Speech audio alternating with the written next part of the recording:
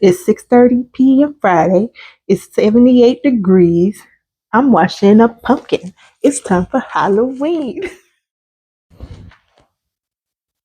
Hi. So my name is Nisi. I live in Zone 7B in Maryland. And it's time for Halloween. So I'm getting ready for that. So what I have found is if you wash your pumpkins, that I haven't had pest and animal pressure, and I can still put my pumpkins outside. So I just regularly wash them in dishwash, but you have to let the soap dry on them. So I'll show you what I do. So I'm just going to take this first pumpkin. I just like to get interesting shaped pumpkins. I don't make jack-o'-lanterns. I just wash them so that they're nice and clean and shiny. And I don't do like a huge anything with these.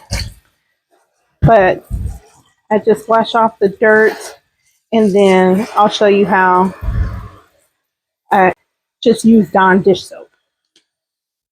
So just regular dish soap. And then I'm now going to wash my pumpkin. That's it. And I try to get off as much dirt as possible because I just want them to be clean as possible. And then I let all the soap stay on there. So I kind of rinsed most of the dirt off. But now you can see I'm washing it in the soap. I am not going to rinse this off. I'm going to let the soap stay on and dry on here. And then when I put it outside, I have not. Now, I don't know if this is a foolproof plan, but I have not gotten pest pressure after I do this. So this is my little hack. One more. Oh, this baby's heavy. So once again, I'm going to rinse the pumpkin, get off as much dirt as we possibly can. How pretty is that?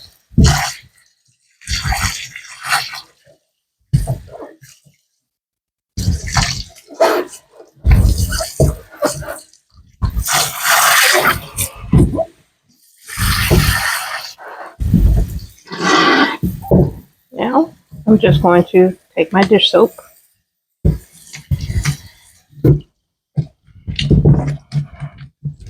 I'm going to wash my pumpkin.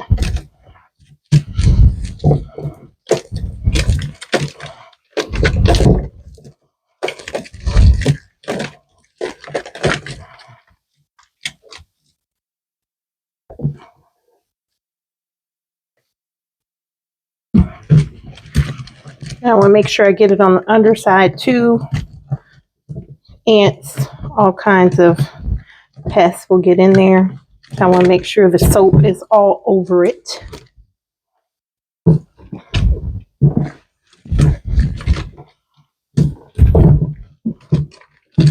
then I'm going to set it aside so it can dry. Whew.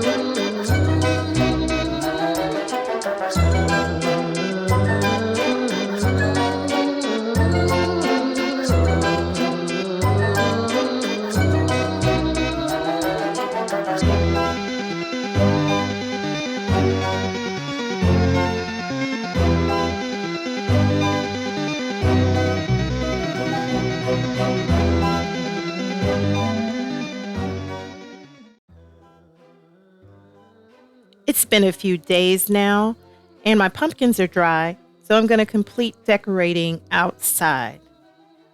So this arrangement's done really well in this container, but it's time to pull it because if I don't, then I won't be able to enjoy the fall flowers. So actually, if you look at this geranium that was here, it's actually gotten kind of woody at the bottom. It's performed really well this season, as well as the Dusty Miller behind it. It looks fantastic, but these still need to come out. Look at these roots. Can you believe that? Time to go. So I picked some really great flowers from my local Home Depot. So I've got some echinacea or coneflower, some pansies, and I also got a white kale. So it's all green right now. As it ages, you'll see more of the white. And I'm just going to put those in these containers. Now, I'm not sure what size these are. I'm not able to estimate sizes by looking at them. But the echinacea, I'm just roughing up the bottom a little. And I try to set it and the white kale in. And you'll see that they're just not fitting. So both the white kale and the echinacea have very healthy roots and are spread out a bit in whatever size these containers were. So ultimately, what I have to do is break up more of those roots. I can keep most of the plant there, but it is much too wide. So I can lose a little of the soil and place it back in there and it should still be fine. Because the echinacea is a perennial, I actually am going to want to, after it's set in this container for the season, I think I'm going to move it into my backyard and let it continue to grow there. It was full of pollinators too. When I went to pick it up from Home Depot, it had a bumble on it. It had a butterfly that came after the bumble moved. So I think it'll do really well in my backyard. And I'm trying to move more towards perennials and not as many annuals anyway. I love the look of annuals in the front yard, but it's really hard to keep. So you'll see I'm taking some of the leaves off of this kale and it'll still do fine. But I need to allow space for the pansies that I have so that you're able to see those on either side.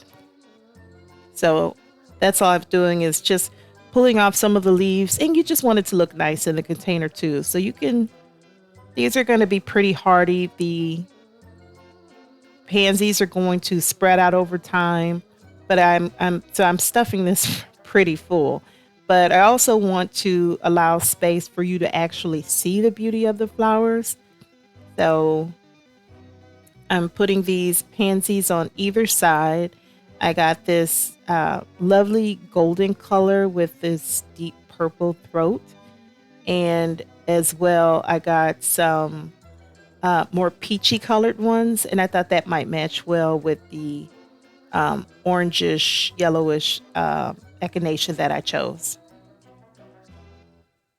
Like you can see as it's coming together, I think it's really, really lovely.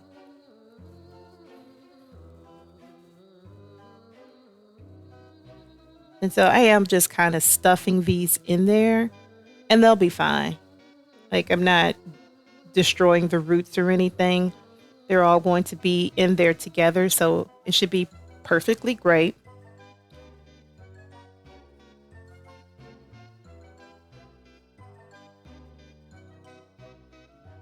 And I'm adding some more soil too, because you can see the root ball that I pulled out of the other one. There was no soil left.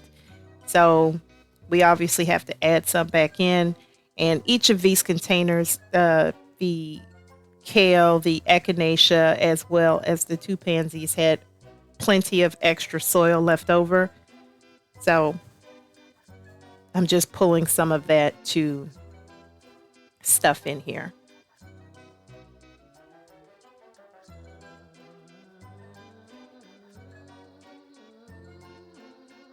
And then I'll clean up, of course. But I think this is looking pretty good. While I was putting the echinacea in, unfortunately, I did break one of the flowers. So I later came through with my pruners and just cut that one off. So it'll look nice, but there's still some more buds on it, and it should continue to put off some flowers before frost hits it.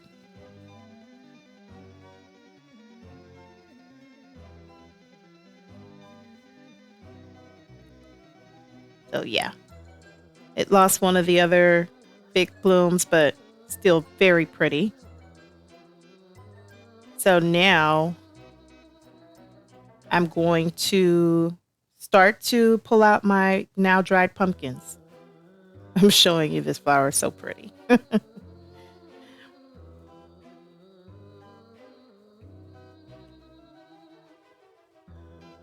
Now don't forget we still have to water that in.